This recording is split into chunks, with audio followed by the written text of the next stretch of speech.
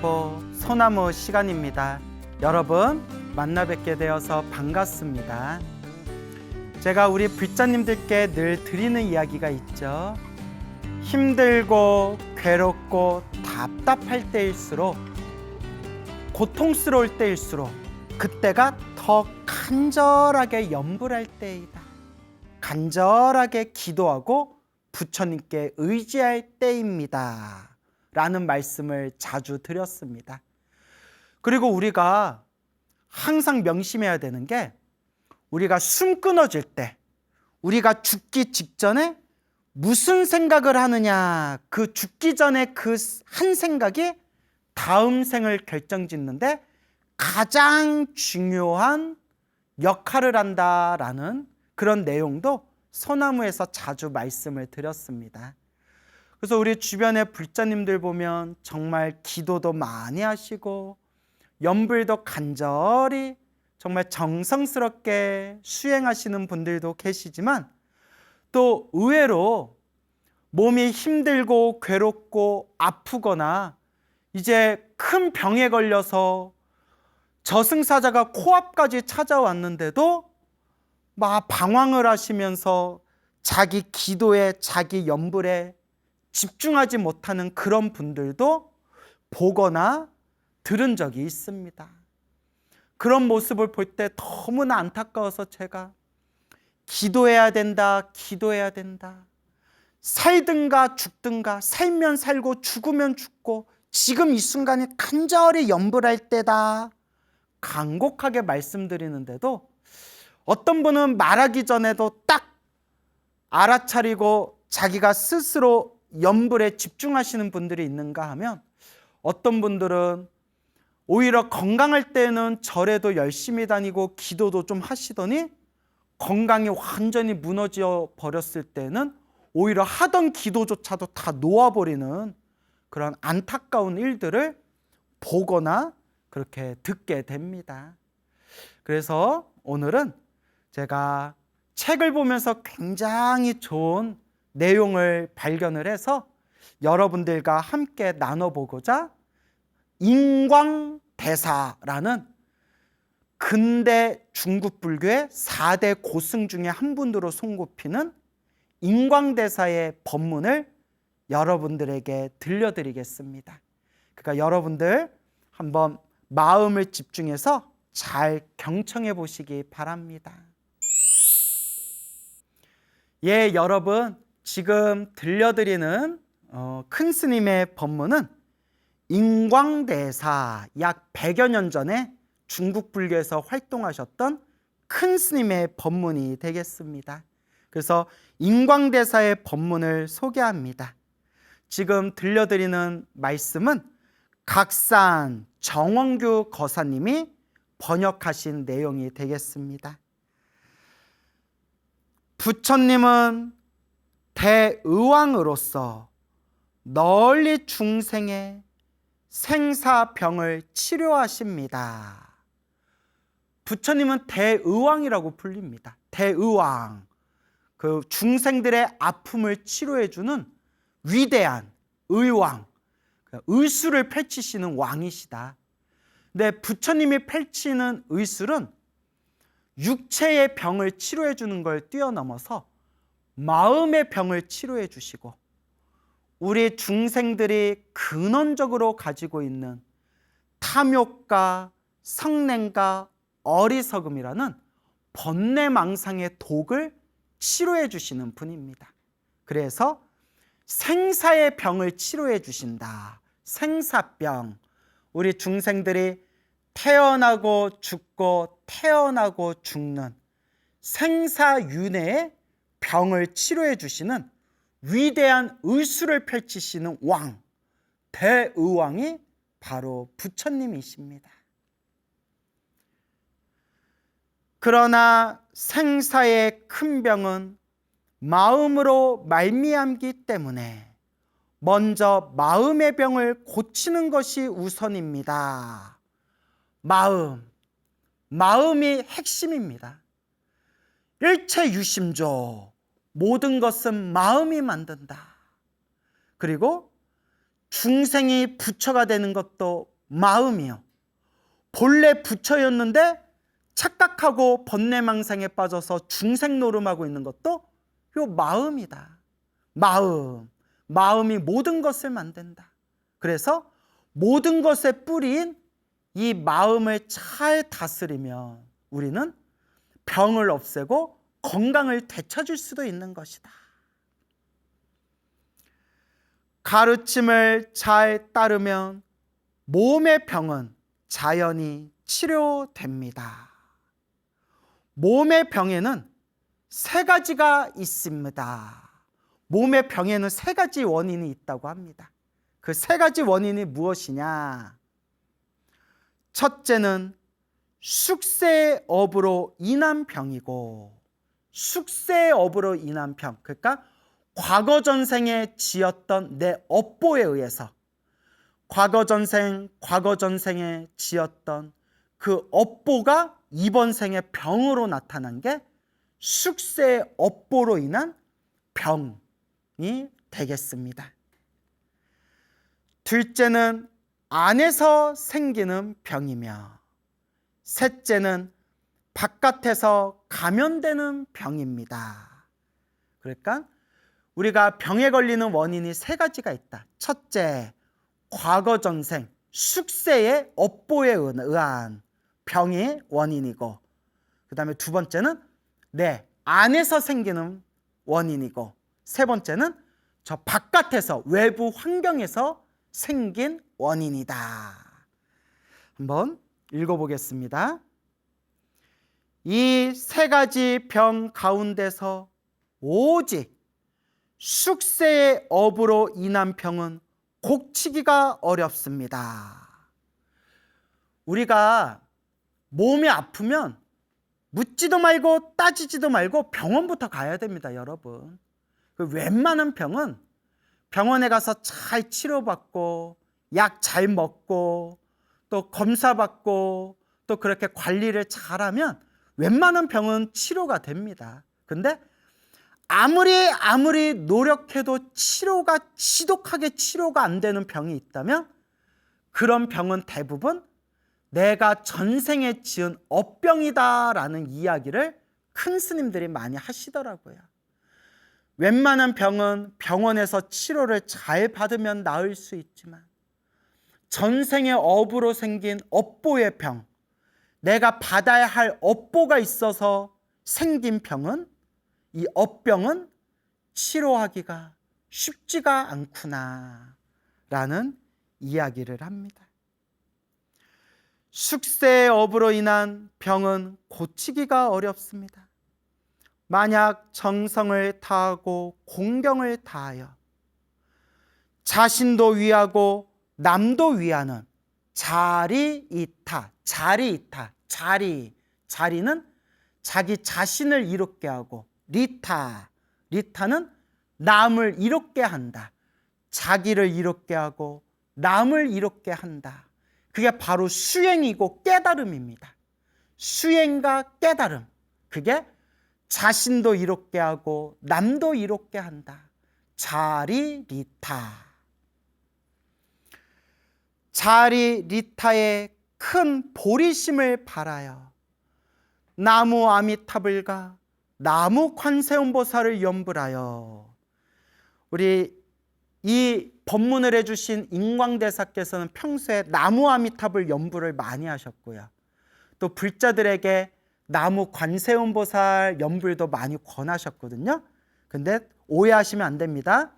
나무 아미타불을 부르건 관세음보살을 부르건 지장보살을 부르건 약사열애를 부르건 어떤 불보살님을 부르건 그 간절하고 정성스러운 마음, 그게 핵심입니다. 염불하여 숙세의 원친체주를 천도하여, 원친체주는 한마디로 원한을 가진 빚쟁이란 뜻입니다. 과거 전생에서부터 얽힌 나와 원한을 가진 빚쟁이, 그런 영가, 귀신들을 다 포함해서 나에게 원한을 가진 빚쟁이들, 그 귀신들을 다 포함해서 원친체주라고 부르게 됩니다. 숙세의 원친체주를 천도하여 그들이 이고 등락하면 병자도 업이 소멸하여 병이 낫게 됩니다. 병자도 업이 소멸한다. 질병을 가진 이 병자가 간절하게 염불해서 자기가 받아야 할 그 무거운 업보의 인연이, 업장이 소멸하면 자연히 병이 낫게 될 것이다 라는 뜻이 되겠습니다. 그리하면 원친체주들은 다시는 괴롭히지 않고 도리어 천도의 은혜를 느껴서 병자를 보이지 않게 보호할 것입니다. 나와 원한이 맺힌 그 빚쟁이들을, 혹은 눈에 보이지 않는 그 영적인 귀신들을 위해서, 혹은 내가 지은 그 업장, 그 업보를 소멸하기 위해서 간절히 염불해주고 그 공덕을 널리 회양하면 나한테 원한이 있고 나한테 빚을 받으러 온 그 빚쟁이, 그런 영적인 존재들이 오히려 나를 보호하고 도와줄 것이다 라는 이야기가 되겠습니다. 무릇 이런 병에 걸려서 병을 고치고자 한다면 이러한 도리를 알지 않으면 안 됩니다. 두 번째, 안에서 생기는 병은, 두 번째, 안에서, 자기 자신으로 인해서 생기는 병을 뜻합니다. 안에서 생기는 병은 과도하게 마음을 쓰거나 혹은 술, 여자, 재물, 명예, 기호 등에 과도하게 빠져서 생깁니다. 과도하게 마음을 썼다는 것은 이제 막 스트레스를 받고 스스로 막 마음에 막 번민이 생겨서 스스로 스트레스를 만들고, 혹은 무슨 술, 뭐 여자, 재물, 명예, 기호, 뭐 먹을 것 등등 그런 어떤 욕망, 쾌락을 쫓다가 이제 몸과 마음의 건강을 크게 무너뜨리게 되는 것, 이게 안에서 생기는 원인이다 라는 뜻이 되겠습니다. 만약 사람이 지켜야 할 도리를 잘 지키며 자신의 직분을 다하고 삿됨을 버리고 정성을 다하여 모든 악은 짓지 않고 모든 선을 받들어 행하면서 약으로 치료하면 반드시 쉽게 치료됩니다. 그러니까 여러분, 몸이 아프면 병원부터 가고 검사받고 약을 먹고 치료를 받아야 합니다. 그래서 제가 늘 말씀드렸죠. 그렇죠? 진료는 의사에게, 약은 약사에게. 그러니까 꼭 명심하시기 바랍니다. 그러나 근본을 중시하지 않고 단지 의학에만 의지하면 효과를 보기가 어렵습니다. 설령 효과를 보더라도 재발하기 쉽습니다. 근본을 중시하지 않으면 효과를 덜 보거나 효과를 봐도 병이 또 재발할 수 있다. 그 근본이 무엇이냐? 마음. 결국 이 마음을 잘 쓰는 것. 마음. 이 마음의 뿌리를 우리가 잘 다스리는 것. 모든 것의 근본인 마음. 마음을 잘 닦고 마음을 잘 지키고 마음을 잘 다스리는 게 건강의 가장 첫 번째 근본이다 라는 의미가 되겠습니다. 마음. 세 번째, 바깥에서 감염되는 병은 단지 앞에서 말한 내상을 치료하는 법에 따라 행하면 설령 풍, 한, 서, 습으로 인한 질환에 걸리더라도 매우 쉽게 치료될 수 있습니다. 그러니까 바깥에서 감염되는 병, 바깥의 환경에 의해서 생기는 병. 그래서 여기서는 크게 네 가지, 풍, 한, 서, 스. 풍, 바람. 한, 차가운 거, 추운 거. 우리 차가운 거 막 이렇게 가까이 하면 몸에 탈이 나지 않습니까? 한, 차가울 한. 서, 더울 서. 우리 막 여름에 막 열사병 생기고 막 여름에 막 땀 뻘뻘 흘리다 보면 막 쓰러지고 또 건강이 무너지지 않습니까? 서, 더울 서. 습, 습한 거. 막 우리 장마 막 습하고 막 공기나 기후가 막 습할 때 또 몸에 그렇게 질병이 생기지 않습니까? 그러니까 풍, 한, 서, 습. 바람과 차가운 거와 뜨거운 거와 그 다음에 습한 거. 이러한 어떤 바깥 외부 환경의 조건에 의해서 내 몸의 건강을 잃게 되는 게 바깥에서 생긴 원인이다. 하지만 이것도 앞에서 말한 것처럼 뭐 약을 쓰거나 관리를 잘하면 또한 치료할 수가 있다. 그러나 만약 노여움과 욕심을 자제하지 않으면 이러한 병을 고치기가 쉽지 않습니다. 역시 마음을 잘 지키고 마음을 잘 닦고 마음을 잘 다스려야 합니다. 근본이 잘못되어 병을 얻으면 치료에도 낫기 어렵습니다. 근본이 잘못되어 병을 얻은 것은 치료에도 낫기가 어렵다.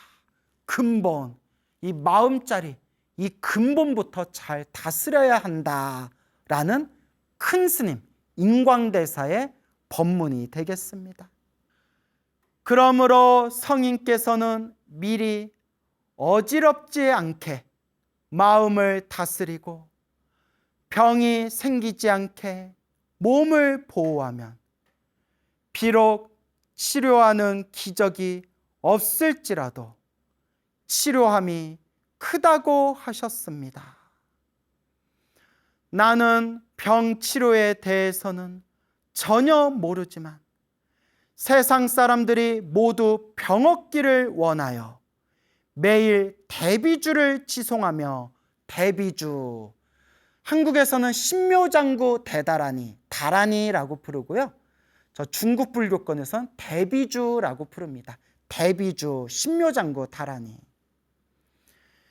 매일 대비주, 신묘장구, 대다라니를 지송하며 청정수에 가피를 주었습니다.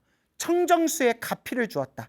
청정수는 깨끗한 물을 뜻합니다. 그래서 중국 불교에서 옛날부터 유행하던 방법인데 깨끗한 물, 청정수, 깨끗한 물을 앞에 놓고 정성껏 신묘장구 대다라니를 7번이나 21번이나 49번이나 108번 등등 간절하게 신묘장구 대다라니를 외운 뒤에 스스로 마시거나 병 있는 사람에게 그 물을 마시게 하면 병이 빨리 낫게 되고 병이 이제 치료가 된다라고 해서 옛날부터 중국 불교에서 유행하던 신묘장구 대다라니, 대비주를 외운 치료의 물, 그걸 대비수라고 부릅니다. 대비수. 저 중국 불교권에서는 아직도 유행하는 방법입니다. 의사가 못 고치는 고질병 환자에게는 살생을 금하고 중생을 보호하게 하며 채식하고 지극한 정성으로 관세음보살을 염하게 하니 즉시 위급한 병세를 돌려 오래지 않아 저절로 낫게 되었습니다. 살생하지 않고 중생을 보호하다, 그러니까 방생을 했다는 거예요.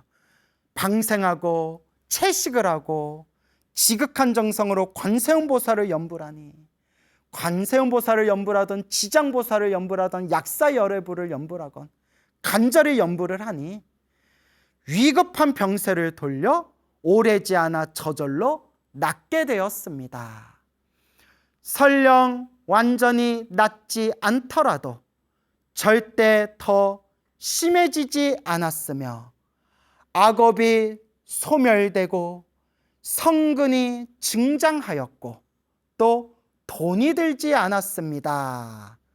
그러니까 이거는 이제 인광대사께서 실제로 체험하시고 실제로 가피를 받은 불자님들을 당신이 목격하시고 하신 법문이 되겠습니다. 근데 솔직히 이렇게 기도해가지고 병들이 술술 나오면 얼마나 좋겠어요. 얼마나 좋겠어요. 그래서 그래도 간절하게 정성스럽게 기도하면서 복이 있는 사람들은 좀 병이 빨리 치료가 되고, 좀 무거운 그런 업보가 있는 사람들은 병이 단박에 치료는 되지 않는다 하더라도 또한 위급함에서, 당장의 위급함에서 또 그렇게 벗어나거나 혹은 더 악화되는 것은 막을 수가 있었다. 이런 식으로 우리가 생각해 볼 수 있겠습니다. 당신이 의수를 배워 약과 침구를 뜨는 것으로, 침구, 침과 뜸을 뜻합니다. 침과 뜸, 침과 뜸을 쓰는 것으로 업을 삼으려면, 그러니까 상대방에게 당신이 의수를 배워, 그래서 약을 쓰고 침과 뜸을 쓰는 것을 업으로 삼고자 한다면, 지금 말로 하면 의사가 되고자 한다면, 의수를 배워서 의사가 되고자 한다면 반드시 큰 보리심을 바라며, 큰 보리심, 중생을 향한 대자비심, 중생을 향한 큰 대자비심, 큰 보리심을 바라며 항상 불보살의 명호와 대비주 신묘장구 대다란 이를 독송해야 합니다. 그리하여 금생에 다같이 몸과 마음이 안락하고 임종시에는 반드시 서방극락에 왕생하게 될 것입니다. 반드시 극락세계에 태어날 수 있을 것입니다. 이것이 불제자의 직분을 저버리지 않는 것이며 자신의 능력에 따라 널리 자리이타의 도를 행하는 것입니다. 만약 세상의 일반 의사와 같이 오직 이익만 원할 뿐 사람을 병고에서 구하는 것을 중요하게 여기지 않는다면 설령 많은 돈을 벌더라도 그 자신은 악도에 떨어지고 자손은 패가 망신하여 결국에는 후손이 끊어질 것입니다. 아이고 무섭다. 그러니까 이기적인 마음으로 자신의 욕망을 위해서 의사로 살지 말고, 의사 노릇하지 말고 중생을 향한 자비심으로 사십시오 라는 인광대사의 간곡한 법문이 되겠습니다. 근데 이거 꼭 의사를 향해서 하는 말이 아니라 모든 직군, 모든 직종에 있는 사람들, 뭐 사무직을 하는 분이건 노동직을 하는 분이건 뭐 식당을 하는 분이건 자영업을 하는 분이건 뭐 정치를 하는 분이건 뭐 어떤 직종에 있는 분이건 자기 자신의 이익만을 위해서 살아가지 말고 중생을 향한 자비심으로 우리가 자기가 맡은 바 소임을 다하며 살아야 할 것입니다 라는 그런 말씀으로 우리가 이해해야 할 것입니다. 그래서 우리가 항상 어떤 일을 하든 내 욕망을 위해서, 내 이기적인 내 자신의 이익을 위해서 살아가는 것이 아니라 조금이라도 세상에 내가 도움이 되고자 하는 마음으로 살아가야 된다. 진정한 불자라면 우리 마음에 되새겨야 할 것입니다. 헛되이 자리이타의 기회를 얻으려고 하는 것은 도리어 자기도 해치고 남도 해치는 결과에 이르게 되니 슬프고 두려운 일이 아니겠습니까? 그러니까 자리이타, 자기도 이롭게 하고 남도 이롭게 하는 그 기회를 얻으려고 하는데 헛되이 어리석은 마음으로 그 기회를 엿본다면 오히려 자기도 해치고 남도 해치는 일이 될 뿐이다. 그러니 자비심을 가지고 지혜롭게 자기도 이롭게 하고 남도 이롭게 하는 방법을 우리가 지혜롭게 찾아야 한다라는 말씀이 되겠습니다. 가문편에 이르기를 옛날 사람들이 읽었던 가문편, 태상 가문편이라는 책이 있습니다. 그 책에 나오는 내용입니다. 가문편에 이르기를 화와 복은 문이 없으며 오직 사람이 스스로 불러들이는 것이다 라고 하였습니다. 사람들은 복락을 얻으려고 하지만 도리어 재앙을 초래합니다. 당신이 그러한 무리를 따르지 않으면 좋은 의사로 명성을 얻을 것이니 그렇지 않으면 곧 백성의 도적이 될 것입니다. 그러므로 어떤 것을 취하고 어떤 것을 버릴지는 스스로 잘 선택하기 바랍니다 라는 그런 인광대사의 간곡한 말씀이 되겠습니다. 자, 그런데 여러분, 우리가 병원에도 열심히 다녔고 기도도 열심히 했지만 그래도 이 병이 낫지 않을 때가 있습니다.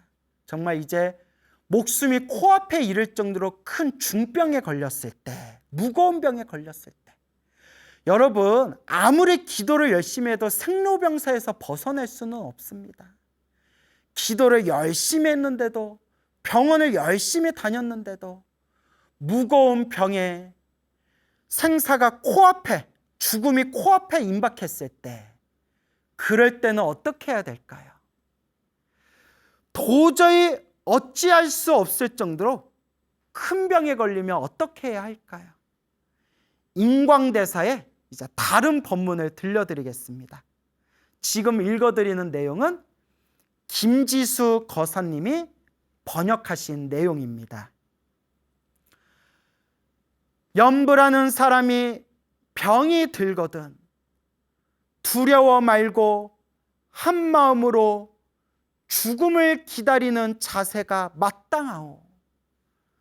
두려워하지 말고 당당하게, 나는 부처님만 믿는다, 당당하게 마음을 비우고 죽음을 기다려라. 무서워하지 말고, 어차피 우리가 죽음에서 벗어날 수는 없어요. 어차피 피할 수 없는 죽음이라면 마음을 비우고 그 죽음을 당당하게 맞이해라. 그리고 자신과 가족, 세상 일을, 세간을 온통 다 놓아버리고 일심으로 한마음으로 염불하여야 업장을 가장 잘 소멸시킬 수 있어.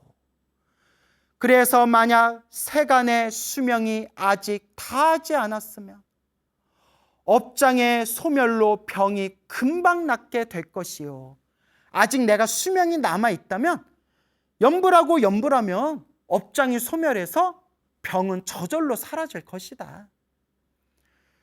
그러나 모든 세상 인연을 놓아버리지 못하고 낫기만 바란다면 병이 호전되지 못하는 경우 특림없이 극락왕생도 못할 것이요.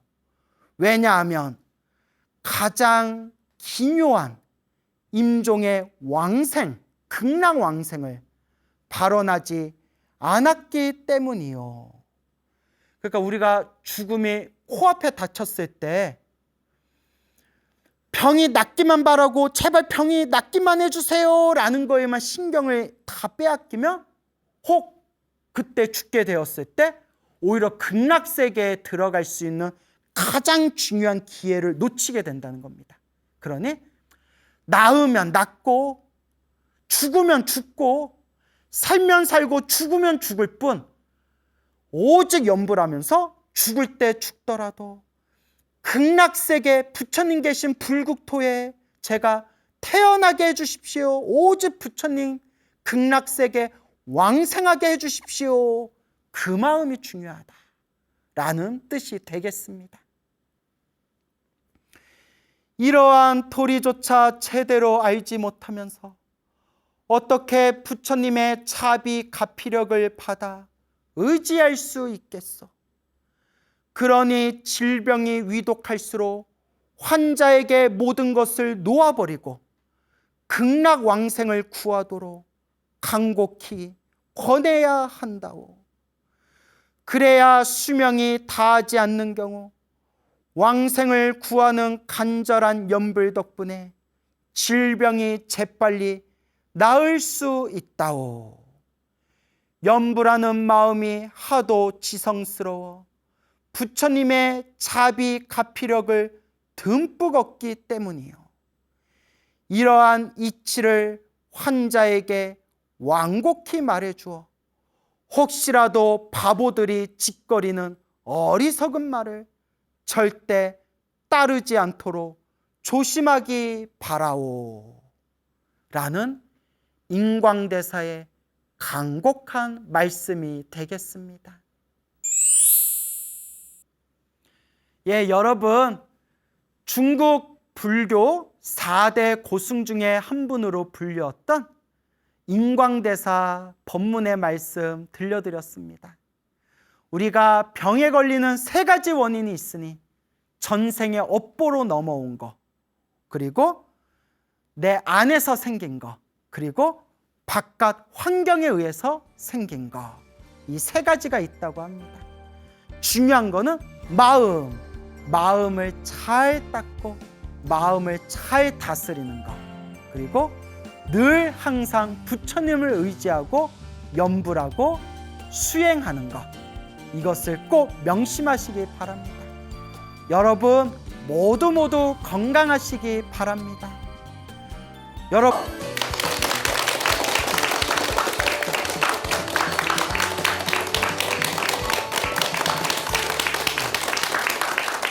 예, 만나서 반갑습니다. 예, 광호 스님이라고 합니다.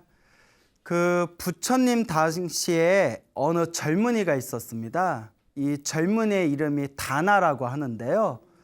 이 다나라는 젊은이가 부처님의 법문을 듣고 출가를 하게 됩니다.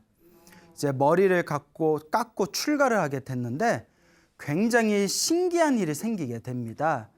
이 다나라는 젊은이가 머리를 깎고 출가를 했는데 항상 등 뒤에 예쁘게 생긴 여자의 환상이 따라다니는 겁니다.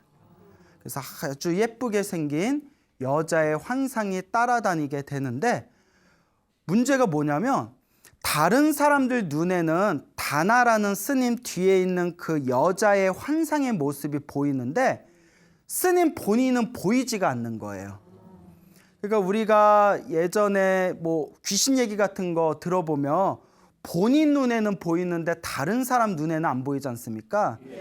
근데 이건 거꾸로 돼가지고 자기 눈에는 안 보이는데 남의 눈에만 보이는 겁니다. 그래서 이 다나라는 스님의 뒤에 그 여자, 예쁘게 생긴 여자의 환영이 따라다니다 보니까 스님은 본인은 보이지 않지만 다른 사람 눈엔 보이잖아요. 이게 큰 문제가 생기게 됩니다. 다른 사람들이 오해를 하는 거예요. 이제 환영이나 환상이라고 생각을 못하고 너무나 생생하니까 야, 젊은 스님 뒤에 뭔 저렇게 젊은 여자가 졸졸 따라다니냐, 저 스님의 여자친구인가 보다, 애인인가 보다, 오만 가지 이야기가 이제 일어나게 됩니다. 그래서 이 다나 스님께서 이 탁발을 가셔서 바리 때 밥을 받으시면 항상 2숟가락을 퍼주는 거예요.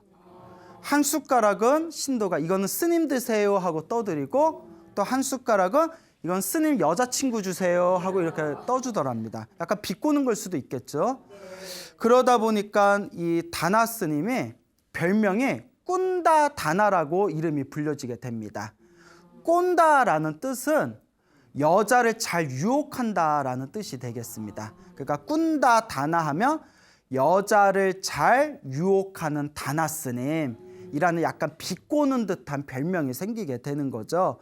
근데 문제는 스님에게 그런 별명은 굉장히 치명적이거든요.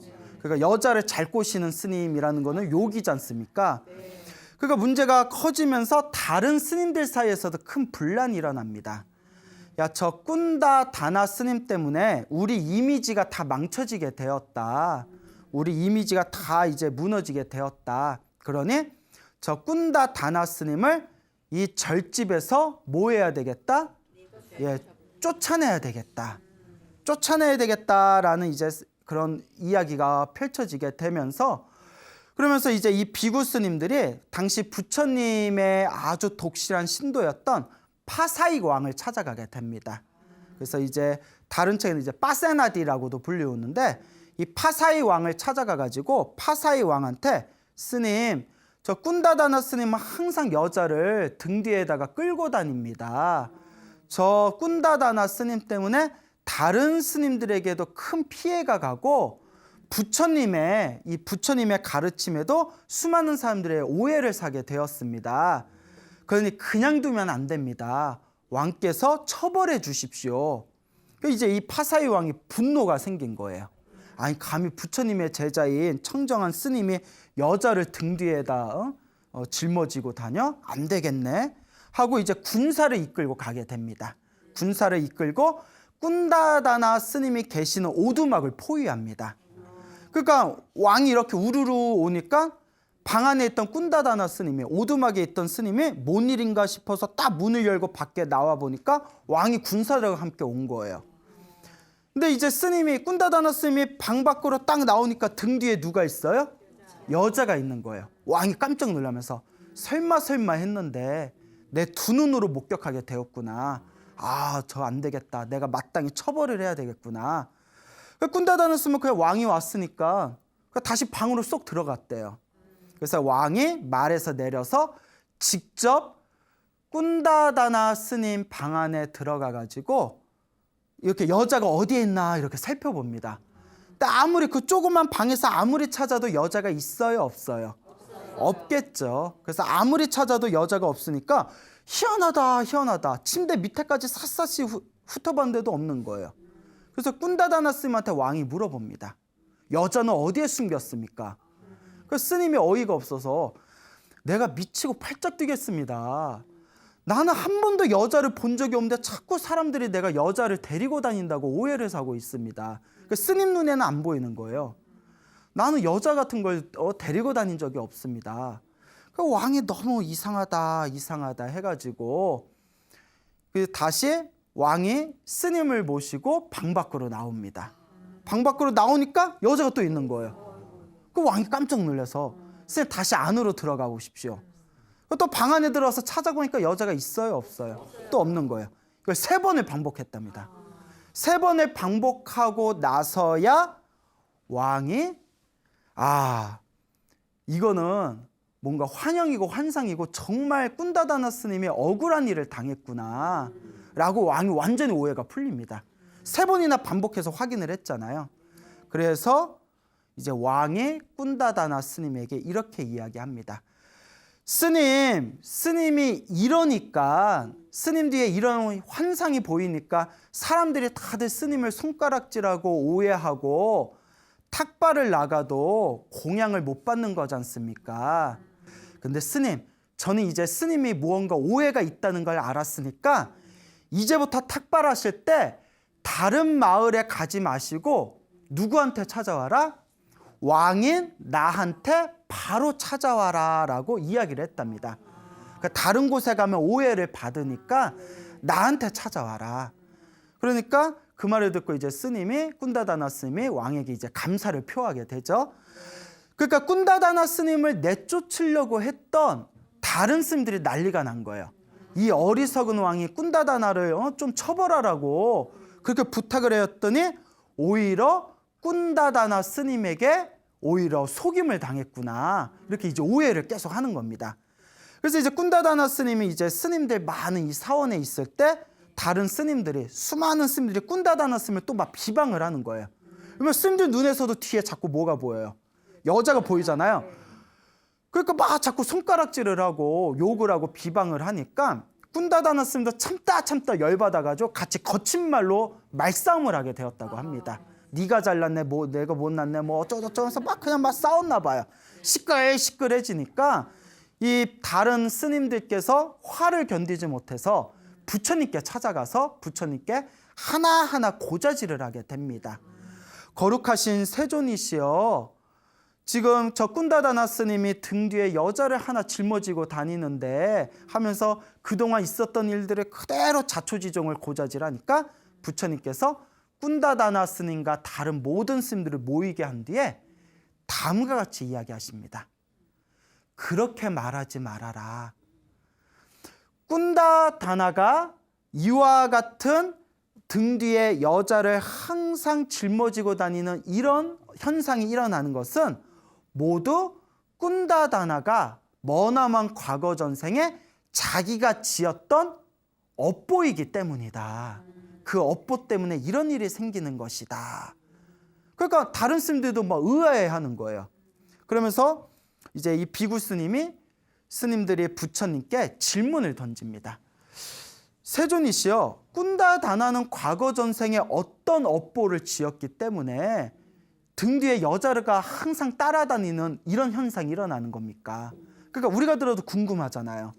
도대체 어떤 일이 있었기 때문입니까? 저희들에게 그 이유를 설명해 주십시오라고 하니까 이제 부처님께서 이제 이 꾼다다나 스님의 과거 전생에 대한 이야기를 펼쳐내십니다.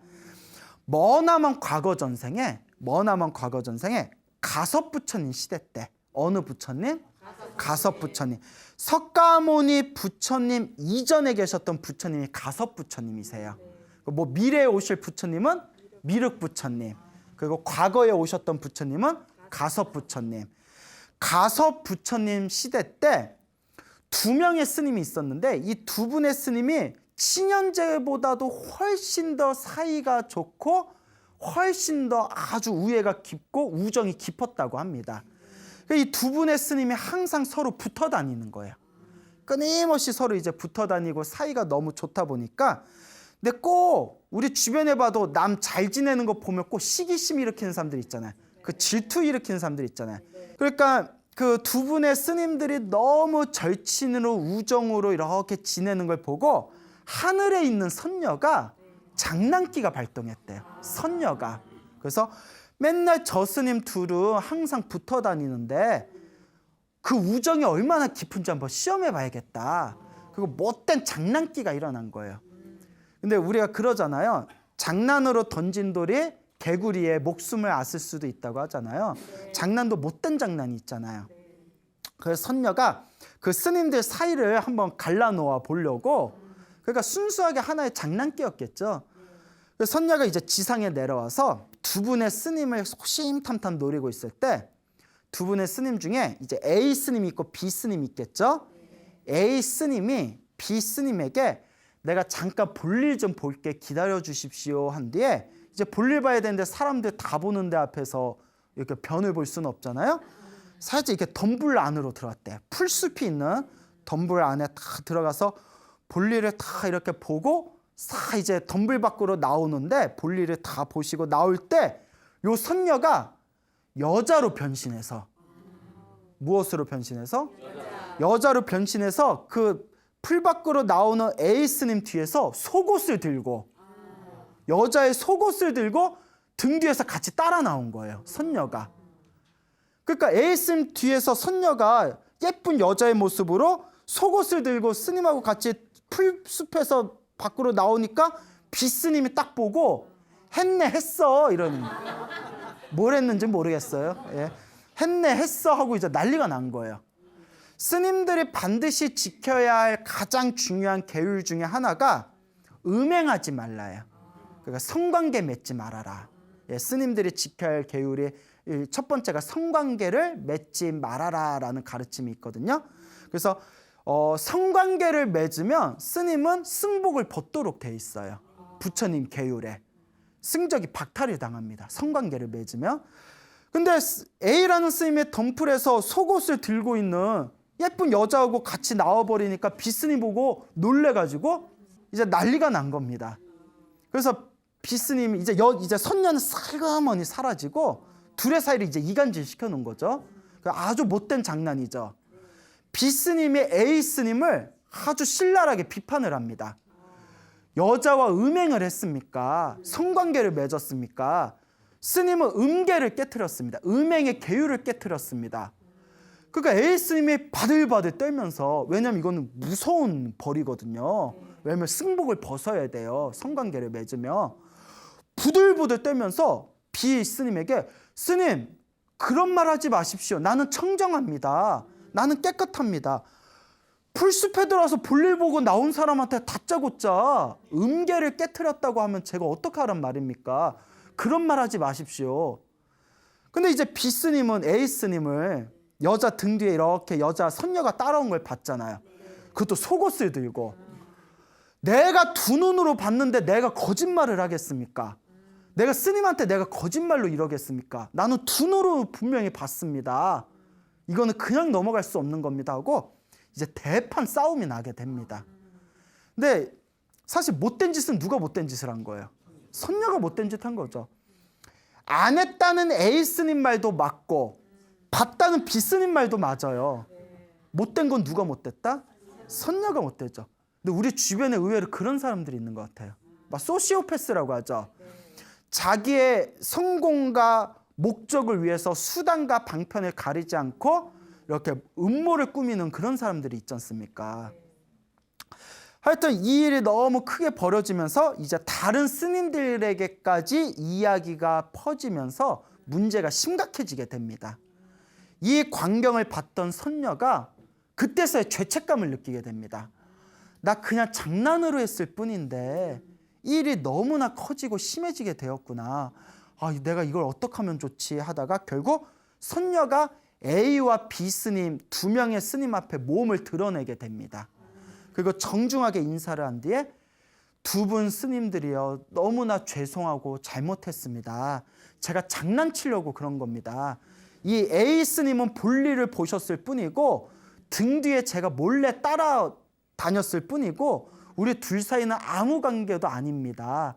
그냥 장난친 겁니다. 죄송합니다 하고 사죄를 하니까 그때서야 그 두 명의 스님의 오해가 완전히 풀리게 됩니다. 그렇지만 여러분은 그거 아시죠? 대판 크게 오해가 심하게 싸우고 난 뒤에는 다시 친해져도 좀 서먹해지잖아요. 그때 안 좋은 감정들이. 특히 어릴 때는 대판 싸워도 비가 온 뒤에 굳어진다고 하지만 어른이 돼서 대판 싸우면 자존심에 아주 깊은 골이 남았기 때문에 어른이 되었을수록 싸우고 나면 다시 예전처럼 친해지기가 힘들다고 합니다. 실제로 그렇죠? 그 두 분 스님들은 그 깊었던 우정에 금이 가게 생기게 됩니다. 그래서 친해지긴 친해졌지만 옛날보다는 관계가 소원해졌대요.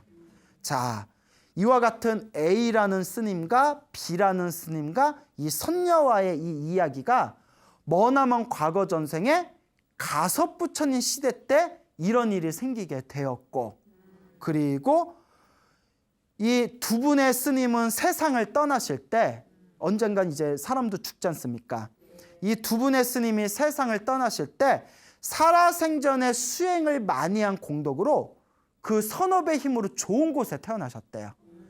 좋은 곳에, 두 분의 스님들은 좋은 곳에 태어나셨지만 둘 사이를 이간질하였던 그 선녀는 죽은 뒤에 지옥에 떨어졌답니다.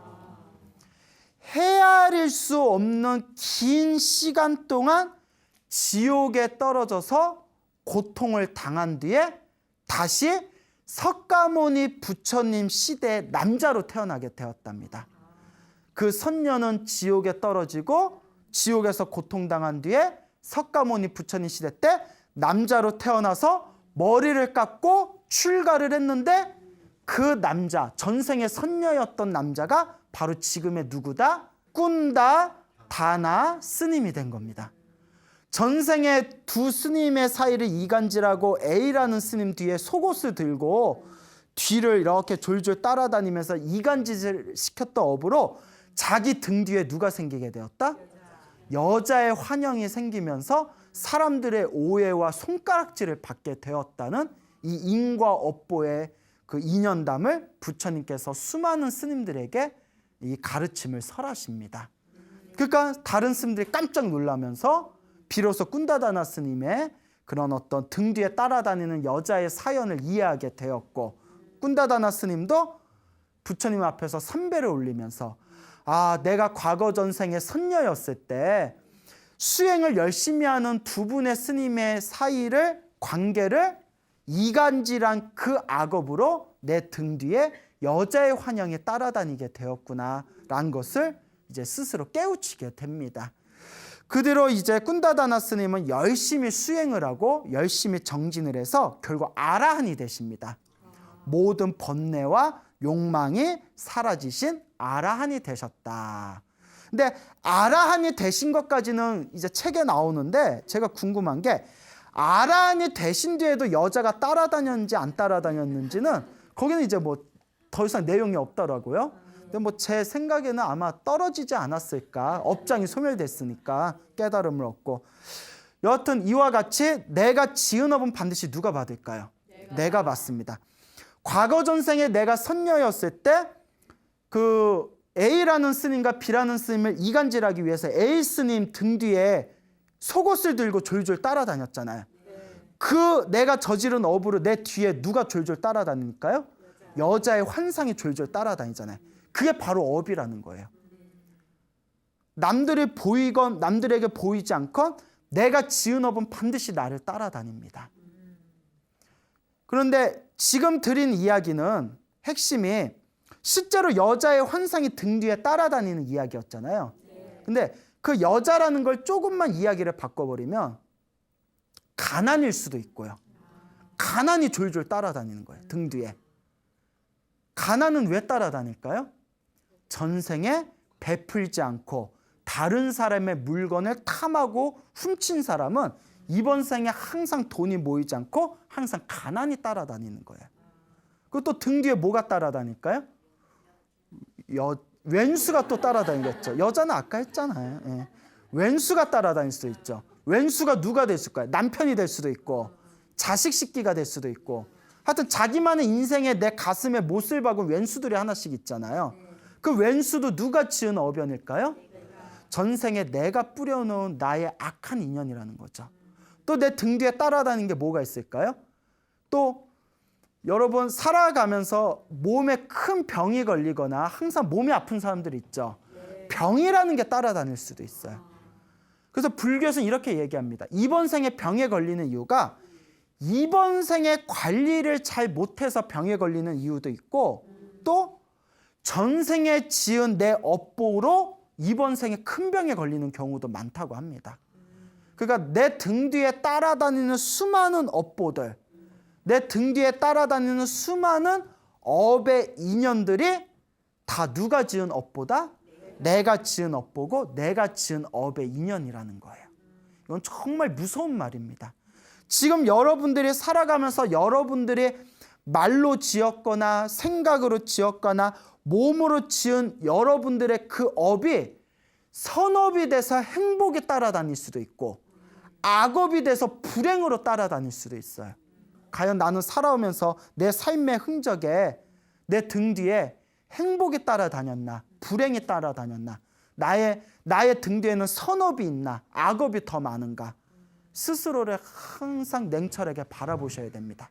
결론은 누가 지은 업보다 내가 지은 업보라는 것을 명확하게 이해하시길 바랍니다. 불교는 철저히 인과법이에요. 뿌린 대로 거둔다. 문제는 이번 생에 지어서 이번 생에 받는 사람도 있지만 부처님의 경전을 보면 대부분이 이번 생에 지은 거는 다음 생에 많이 받아요. 이렇게 한 생을 많이 뛰어넘는 경우가 있더라고요. 그래서 항상 드리는 얘기가 스님 그러면 이번 생에 기도를 하고 복을 짓고 수행을 하는 거는 다음 생에 무조건 받는 겁니까? 아닙니다. 무조건 다음 생에 받는 건 아니에요. 과거 전생에 무거운 업보를 줘서 이번 생에 나한테 악업, 나쁜 업보가 많아도 이번 생에 조금이라도 닦아야 크게 받을 걸 어떻게 받는다? 작게 받을 수가 있는 거고요. 무슨 말인지 알겠죠? 이번 생에 내가 받아야 할 복이 10이라면 이번 생에 내가 받아야 할 복이 10이라면 수행하고 닦고 수행하면서 복을 짓고 선업을 짓고 공덕을 쌓아야 이번 생에 내가 받아야 할 복 10을 2배로 3배로 늘릴 수가 있어요. 이번 생에 내가 복 짓는 게 꼭 다음 생에 넘어가는 건 아닙니다. 다만 이번 생에 지은 가장 큰 영향력은 다음 생에 많이 받더라 라는 걸 말씀드리고 싶을 뿐이에요. 그래서 이번 생에 지어서 이번 생에 받는 것도 있고 다음 생에 지어서 다음 생에 더 많이 받는 게 있지만 결론은 반드시 이번 생에 받건 다음 생에 받건 다다음 생에 받건 내가 지은 업은 반드시 누가 받는다? 언제라도 내가 받을 수밖에 없다라는 걸 명확하게 이해하시기 바랍니다. 여러분들이 살아가면서 일이 잘 풀리고 술술 풀리고 행복하게 살아간다면 아유 내가 그래도 전생에 복을 좀 많이 지었나 보구나. 여러분들 살아가면서 자꾸 힘들고 괴롭고 막힘이 있으면 아 내가 전생에 되게 박복하게 살았나 보구나. 그렇기 때문에 내가 지은 업을 내가 잘 풀어나가려면 결국 그 내가 지은 업을 푸는 가장 중요한 마스터 키는 누가 지니고 있다? 그러니 끊임없이 이번 생에 수행하고 정진하고 복을 짓고 선업을 쌓고 공덕을 지어나가야 됩니다. 알겠죠? 네. 자, 부처님 당시에 있었던 일입니다. 어느 스님이 계셨는데 이 스님은 신기한 능력이 있어요. 하루에 부처님 당시에 스님들은 하루에 한 끼 점심만 드셨는데 하루에 한 끼 마을에 가서 탁발을 하러 마을을 갈 때 이 스님이 요새 날씨가 더워서 내가 몸에 힘이 너무 빠진다. 좀 기름지고 맛있는 음식을 먹고 싶다. 라고 생각하고 탁발을 가면 딱 자기가 먹고 싶은 걸 신도들이 다 준비하고 있는 거예요. 아무한테도 얘기를 안 했는데. 그리고 또 어느 날 탁발을 갈 때 오늘은 소화가 잘 되는 좀 이렇게 깨끗하고 소화 잘 되는 야채나 채소 음식을 먹고 싶다 하면 아무한테도 얘기 안 하고 그냥 생각만 했을 뿐인데 마을에 딱 들어가면 신도들이 스님이 정말 먹고 싶었던 음식들을 미리 딱 준비해 놓고 기다리고 있는 거예요. 그래서 신도들한테 질문을 던집니다. 시주님, 신도님, 오늘은 왜 이런 음식을 준비했습니까? 자기가 너무 먹고 싶었던 음식인데 왜 이걸 준비했습니까? 하니까 모르겠어요. 괜히 오늘은 이걸 요리하고 싶었어요. 또 막 자기가 먹고 싶었던 소화가 잘 되는 뭐 죽이라든가 야채 요리가 나왔을 때 또 신도분들에게 신도님들 오늘은 왜 이걸 준비했습니까? 스님 저희도 모르겠습니다. 오늘은 이상하게 야채 요리를 하고 싶었습니다.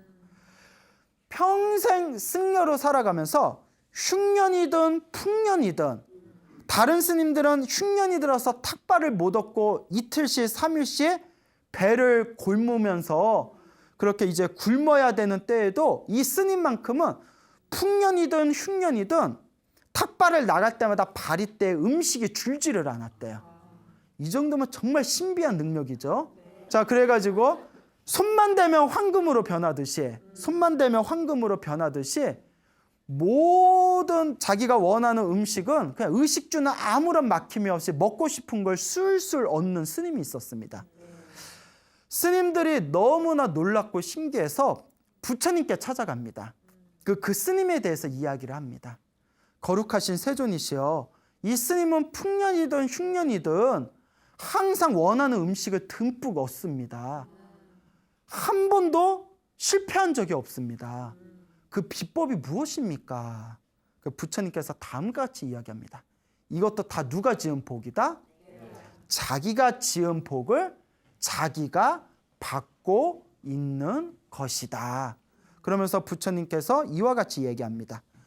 머나먼 과거 전생에, 헤아릴 수 없는 머나먼 과거 전생에 석가모니 부처님 이전에 다른 부처님 시대 때 어느 나무꾼이 있었답니다. 가난한 나무꾼이 있었는데 이렇게 이제 나무꾼이면 나무를 베며 도끼질을 하면 얼마나 힘들겠습니까? 그래서 나무에 이제 막 도끼질을 하면서 힘들게 땀을 흘리면서 그렇게 일을 하고 난 뒤에 온몸에 완전히 탈진이 돼가지고 배가 고파서 집에서 싸온 이렇게 한 주먹의 그 주먹밥을 먹으려고 했답니다. 주먹밥을 막 먹으려고 했는데 그때 때마침 탁발을 하려고 길을 나선 어느 스님을 딱 만나 뵙게 됩니다. 근데 이 스님이 또 하필이면 아라한이셨어요. 모든 번뇌와 욕망이 사라지신 아라한 스님이셨어요. 물론 이 나무꾼은 아라한인지 그냥 평범한 스님인지는 몰랐겠죠. 그 스님하고 눈이 딱 마주쳤는데, 먹을 때 딱 눈이 마주쳤는데 보니까 바리떼가 텅 비어 있는 거예요. 그때 나무꾼이 이 스님께서 마을에 가셨는데 탑발을 못 얻으셨구나.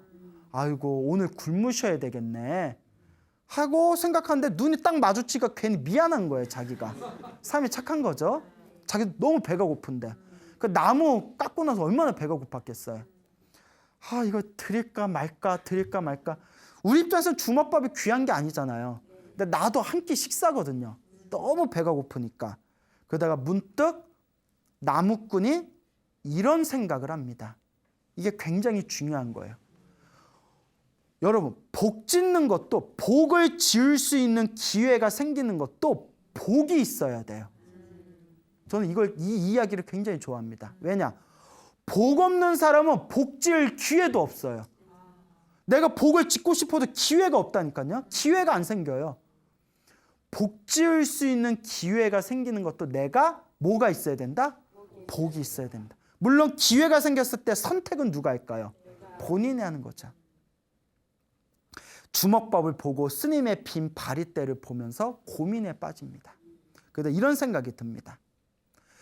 내가 이렇게 가난한 나무꾼으로 태어나서 평생 하루 동안 아무리 힘들게 일해도 이 주먹밥 이 한 덩어리도 겨우 먹을까 말까다.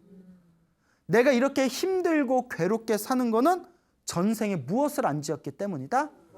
복을 안 지었기 때문이다. 이번 생에도 내가 복을 짓지 않으면 나는 다음 생에도 또 이렇게 가난하고 힘들게 살아야 된다. 그러니 이 한 끼 주먹밥을 누구에게 올리자?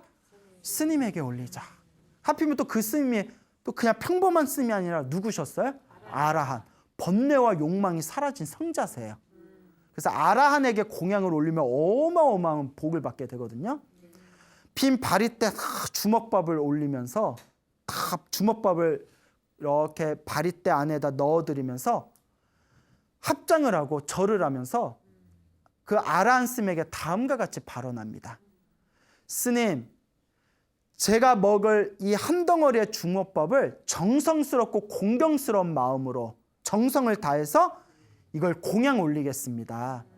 이 주먹밥을 공양하는 공덕이 있다면, 만약에 제가 이 주먹밥을 공양한 공덕이 있다면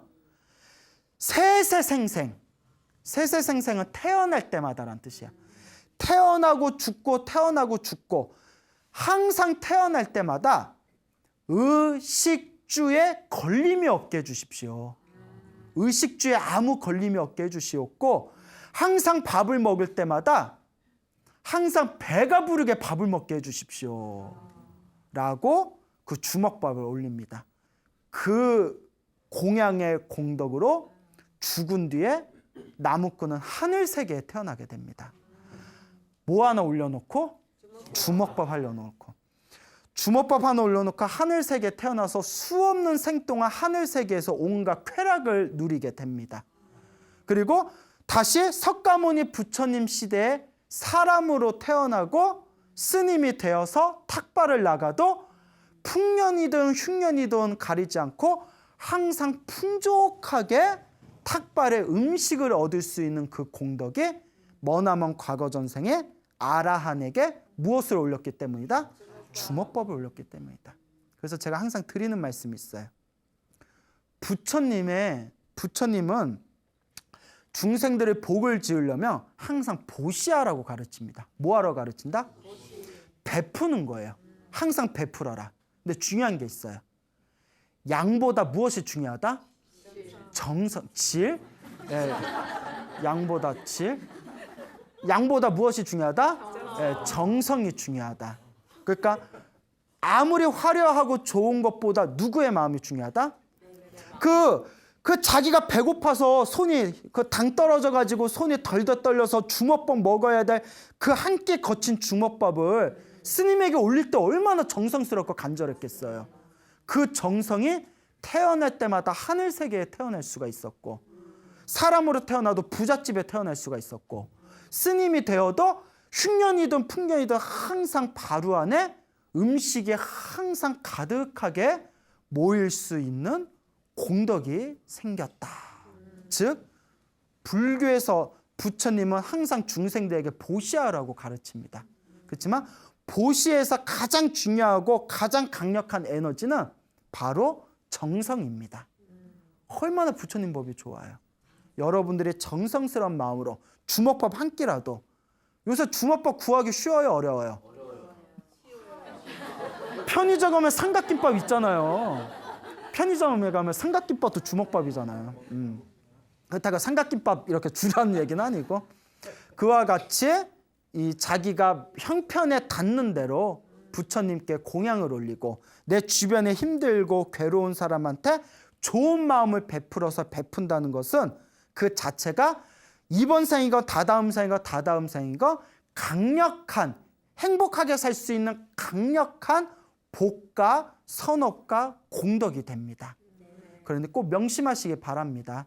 내가 지은 선업과 내가 지은 악업은, 선업은 선업대로 행복으로 돌아오고 악업은 악업대로 불행으로 돌아옵니다.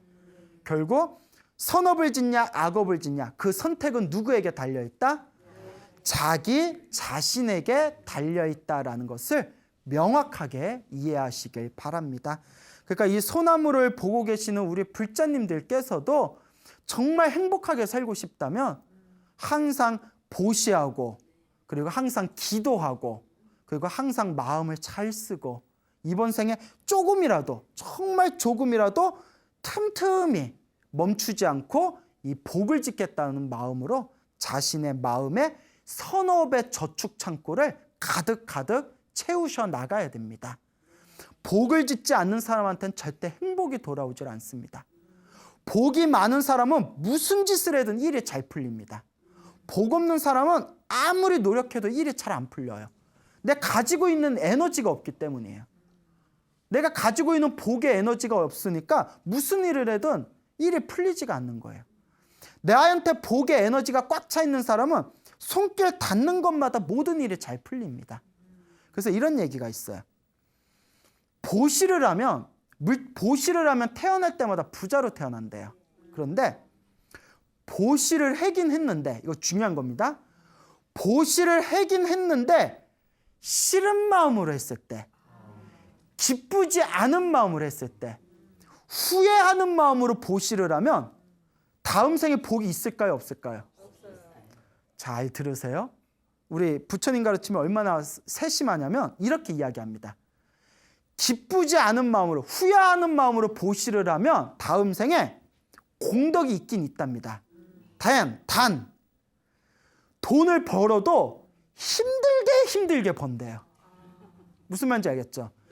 기쁜 마음으로 보시하고 후회 없는 마음으로 보시하면 똑같이 돈을 벌어도 쉽게 술술 돈을 번답니다. 근데 후회하는 마음으로 보시를 하는 사람은 돈을 벌긴 벌지만 어떻게 번다? 엄청 힘들게 번대요. 우리 주변에 그런 사람 있잖아요. 어떤 사람은 그냥 돈이 쉽게 술술 들어오는 사람이 있는가 하면, 어떤 사람은 힘들게 하루 종일 일해야 돈이 들어오는 사람들이 있잖아요.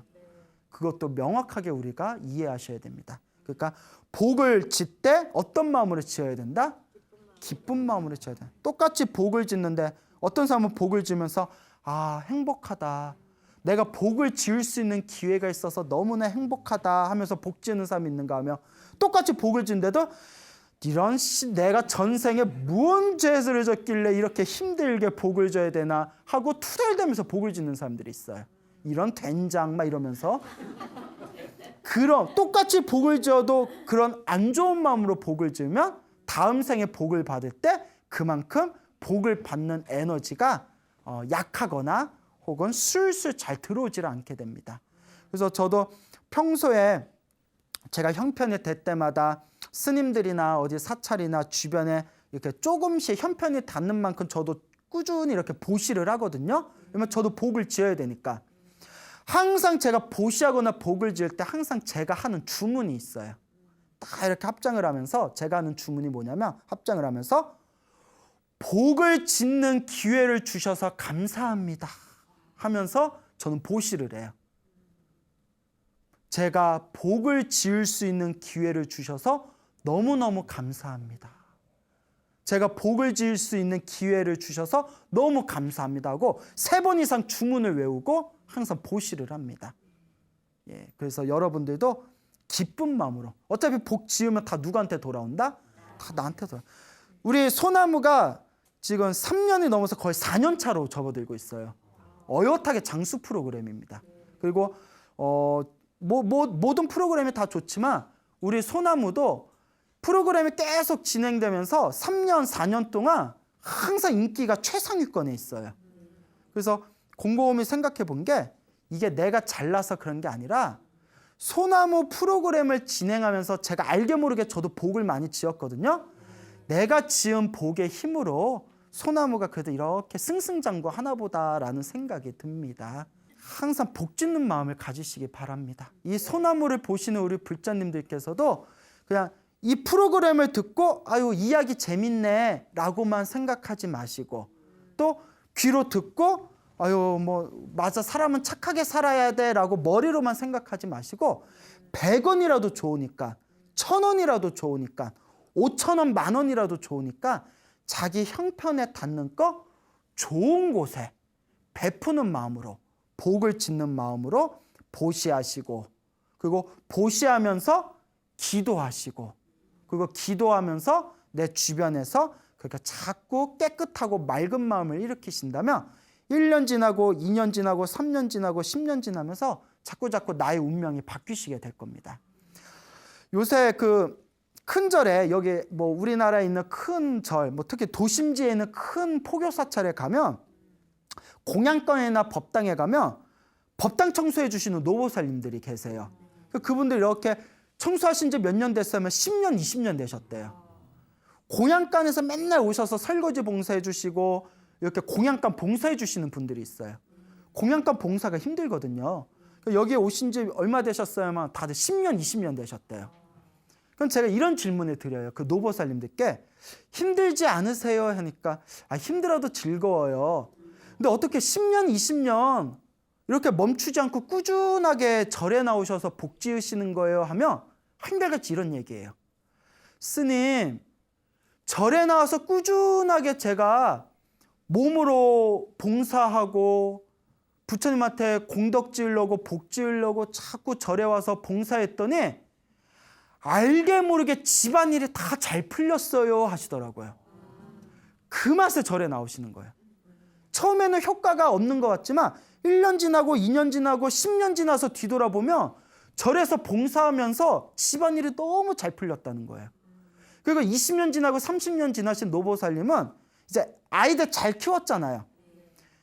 부처님 은혜 갚으려고 이제 절에 나온다는 거예요. 그 묘한 힘이 있습니다. 그러니까 여러분들도 그만 놀러 다니시고 이제 어디에 와서 절에 와서 봉사도 하시고 뭐 양로원이나 고아원 같은 데 가서 몸으로 하는 봉사도 보십니다. 몸으로 하는 보시예요. 그래서 내가 복 짓는 마음으로 한 걸음 한 걸음 여러분들의 삶을 복과 선업과 공덕으로 가득 채워나가시길 바랍니다. 알겠죠? 네. 여러분 행복해지고 싶습니까? 네. 행복한 삶을 창조하고 싶습니까? 네. 복을 지으십시오. 선업을 지으십시오. 공덕을 쌓으십시오. 복과 선업과 공덕의 힘이 여러분들을 진정한 행복의 길로 이끌어 줄 것입니다. 오늘 여기서 마치겠습니다. 소중한 나 무한행복.